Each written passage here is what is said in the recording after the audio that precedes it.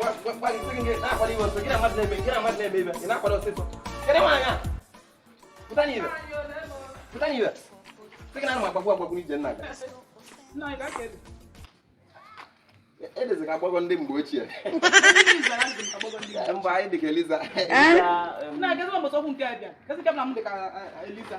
Can it be me? A kid, oh my God. Kid, I'm a Amazon. Ebe anyị na-aga ma bụ nke njaluko okeosisi ya bụ na mmụọ ana m ugili kids na nam ya bụ ugili na-amị ego na Europe ugili na-amị ego na Europe ni ọkwa ọsọtọ nke bụ ya nara anụ aba ya bụ onye si na egbujie nwaanyị ebụọ onwere ibe m ọ sị na kill me die na nye nwere na ike adịrị n'aka na enu ka nye nwere na ike nyara mụla na nwere aka nsị ya na iri kwuru na ọ dị mma nwoke mụrụ ekwo na amụ ya bụ ugili njaluko okeosisi ugili kids na anam ya bụ ugili na-amị ego ụdị adịgo mma anyị na magwa gị nne eke nne nwaanyị na ụdị nje 70 years old man.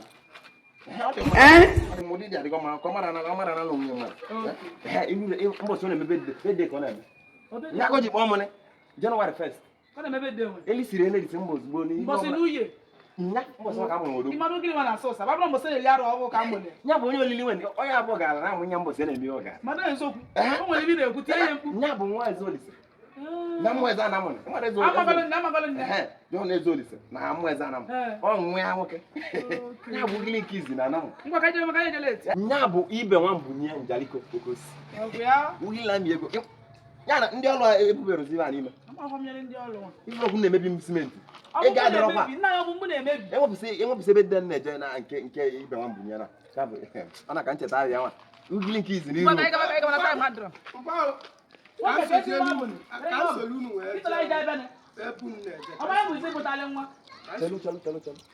Jadi sini aja. Ebun na je kan solu. E ma na mpa na aga nwe na esolu. Aba ngi sigi na onya ni na azu fi azu. Ke na mma azu. Okay. Kere ki yesi moto onye re nu ona. Nne ya na nie choi po app. Osi ni ya yeso fa. No be juju be. Iye mesi kwa mebisi mo. O gi egwa bi isi wa mo. Iye mesi kwa mebisi mo. Iye egwa bi isi mo ti. E ma na magwa gi fa iye mesi. Iye mesi bia bulo mulia.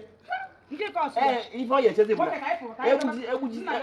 Ekezi nwaanyị bua. Njaluko nwere ibe nya nwezela anyị. Anu ofia. Na kuma na nwa na-ekwesi agbala. God have mercy upon us. Maka gịnị? Nya nwela anu. Onye ro enu na amari onye mere nwa. Ai mana watakili ko bo no to len. Ona bụ watakili na azụ ya azụ. Na ebe te biaba. IBE NWA MBUYIE mwa ye jide mmejiro maka nwa mmadụ jiro maka nwa mụtara amụta na mma bere birthday happy birthday to you na ji onwe isi gị na nwa gị ije birthday nye kwelu mefe atọ ka mụ ibe gị na-achọ nwa achọ mụ ibe gị na-ele nsị na nwa mmele na-atụ ihe bi na mmele ka mụta acha ma gị ka mụta ihe duru ya aga ka nle nsị ka nle nwa mmele ka nwa mụta ogbo No problem. ọkwa ka anyị gaba dịka dị na-ekwu nle nsị nwa mmele ka anyị gabazia ọkwa obe da ka anyị na-aga achọ ka anyị nwere ọkọ ọnụ jee ọkwa be de njaluko nwe mụ na-eji ọkọ na-ejibe ngwa ka anyị gaba na-ezi n'izim ka anyị gaba gaba dịcha gị ịzụta mụ ibe gị ka wadu nwa ibu mụ ibe gị ka wadu nwa ba ebe dịcha kere nwa gị sị na esi nwa gị nọ n'ụlọ nwa gị bizi na alụ polisi onye mụtala ogbo bụ ilu si mee yiwe ogbo